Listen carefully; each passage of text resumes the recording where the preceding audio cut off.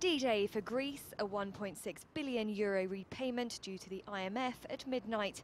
Athens says it won't meet the deadline.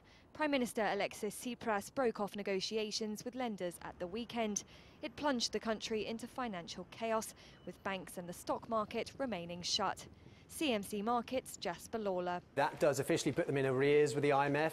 Not necessarily a default, but arrears puts them inside the company of the likes of Zimbabwe.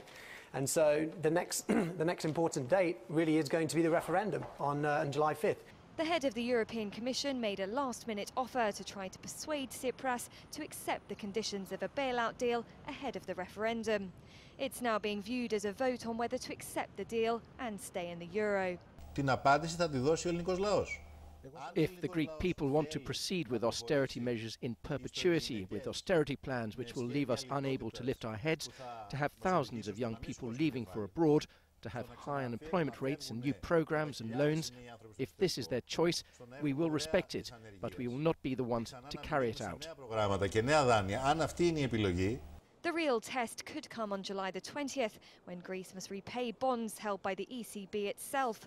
If it defaults on that, the central bank could be forced to pull the plug on the country's ailing banks.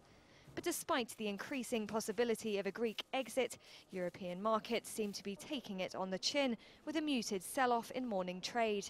One of the interesting areas in terms of market reaction at the moment has been the euro. You would expect, obviously, the euro being the centrepiece of this whole game, that we're talking about the future of the euro. It's actually held up relatively well. And so if you do have European exposure to European equities, obviously you'll be down on that exposure to the equities front at the moment.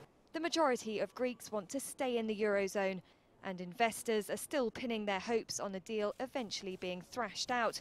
But one report now puts the prospect of a Grexit at 45%.